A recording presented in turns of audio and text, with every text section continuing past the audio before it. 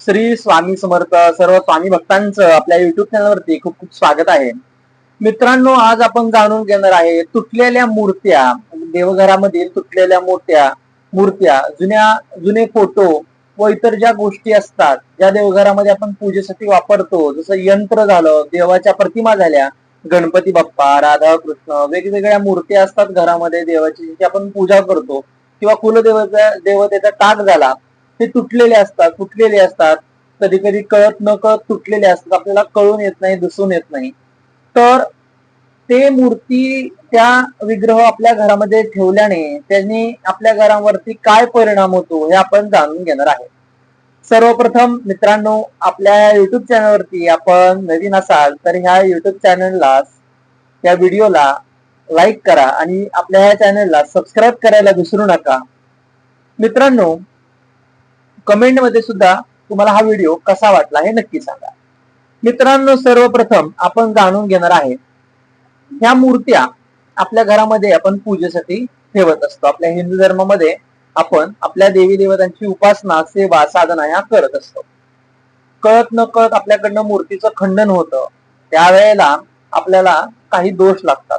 त्या दोषामुळे आपल्या घरामध्ये न कळतपणे भरपूर अशा घटना घडायला लागतात. म्हणजे आजारपण, दरिद्रता, घरामध्ये पैशाची चणचण भासणे, घरामध्ये सतत त्रास होणे, क्लेश होणे, कलश होणे, घरामध्ये आजारपण येणे, त्याचबरोबर कोणतेही काम न होणे, कामामध्ये अडथळे येणे, कामामध्ये बाधा होणे, मानसिक स्थिती खराब होणे, मानसिक त्रास, मानसिक ताप होणे, त्याचबरोबर अशा वेगवेगळ्या गोष्टी व वेगवेगळ्या त्रास आपल्याला व्हायला लागतो.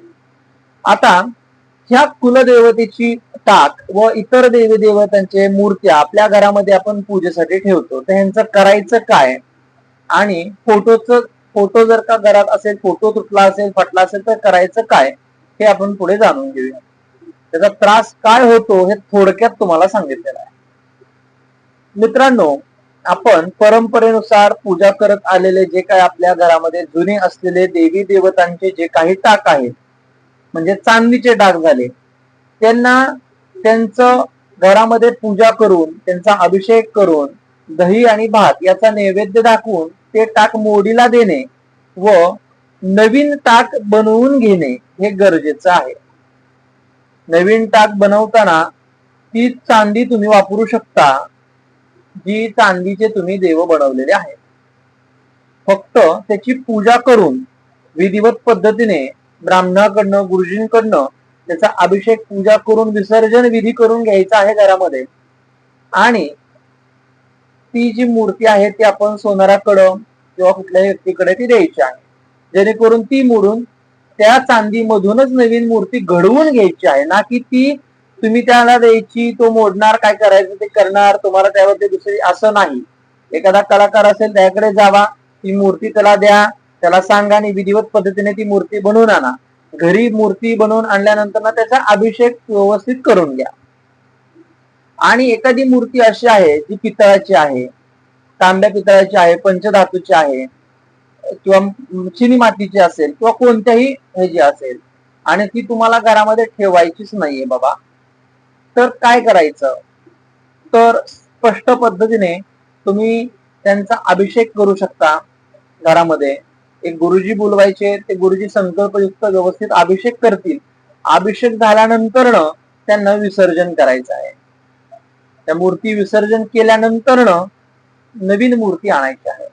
असंही करू शकता, अभिषेकाच्याच वेळी, ज्या दिवशी तुम्हाला अभिषेक करायचा आहे त्या 2 दिवस आधी मंगळवार किंवा शुक्रवार पाहून तुम्ही नवीन मूर्ती आणून ठेवू शकता.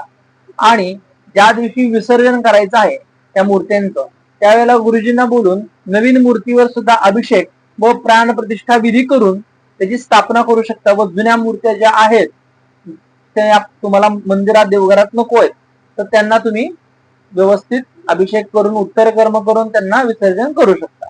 अशा पद्धतीचा हा विधी तुम्ही करू शकता. याने काय होईल, मुळामध्ये तुमच्या घरामध्ये होणारं हे धार्मिक कार्य तुम्हाला सत्कर्माशी लावेल. तुमच्या जीवनामध्ये आनंद आणि कार्याची सिद्धी होईल. बऱ्याचदा काय होतं की तुम्ही खूप कष्ट करता, तुम्ही खूप काम करता, पण तुम्हाला पाहिजे असं यश काही मिळत नाही.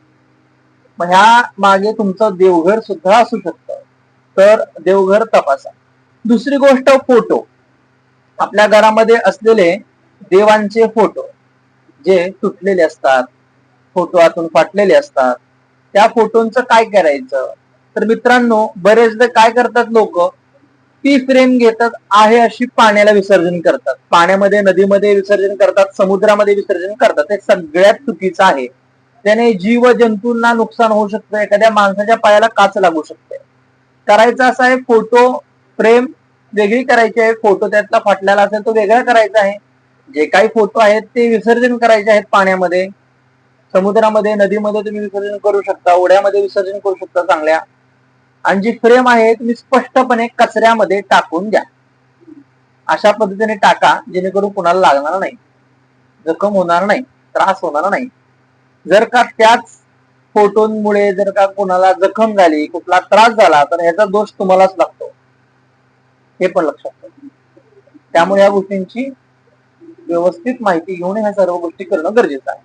आता तुम्हाला माहिती सांगितली आहे. घरामध्ये आपण या देवी देवतांच्या मूर्त्या ठेवायच्या का नाहीये? ज्या तुटलेल्या आहेत, ज्या फुटलेल्या आहेत, त्याचा काय प्रॉब्लेम येतो, त्याचा काय त्रास होतो, हे तुम्हाला सांगितलेलं आहे. व्हिडिओ आवडला असेल तर मित्रांनो लाईक करा, व्हिडिओला जास्तीत जास्त शेअर करा आणि सबस्क्राईब करायला मित्रांनो विसरू नका. भेटूयात नवीन व्हिडिओमध्ये. श्री स्वामी समर्थ.